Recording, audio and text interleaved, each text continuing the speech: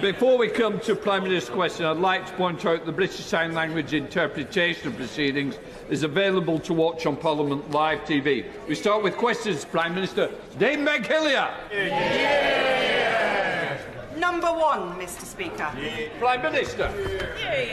Mr. Speaker, this morning I had meetings with ministerial colleagues and others in addition to my duties in this House. I shall have further such meetings later today. Dame Meg Hillier. Mr. Speaker, the Prime Minister promised integrity, professionalism and accountability in government.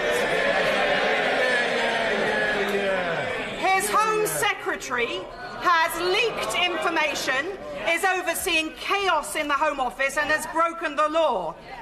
What will she actually have to do to get the sack?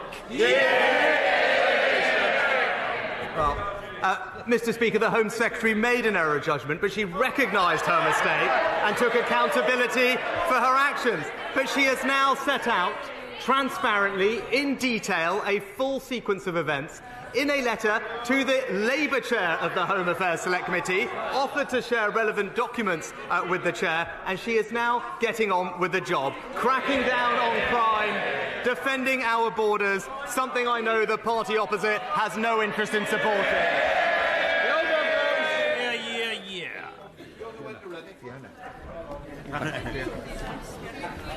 My 19-year-old Congleton constituent, Mary, who has been in care much of her life, has worked long and hard by childminding and in other ways to save £3,600 to help support herself at university.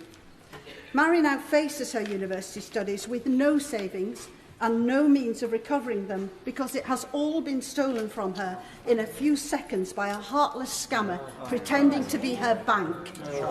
What assurance can the Prime Minister give that the government is working hard to help prevent this type of all-too-common, despicable crime and bring the perpetrators to book?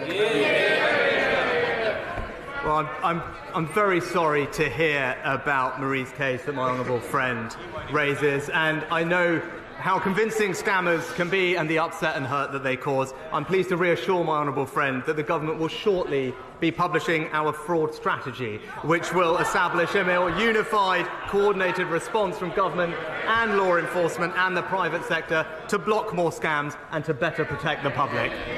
We now come to the Leader of the Opposition, Keir Starmer. Thank you, Mr. Speaker. His Home Secretary says the asylum system is broken. Who broke it? Prime Minister.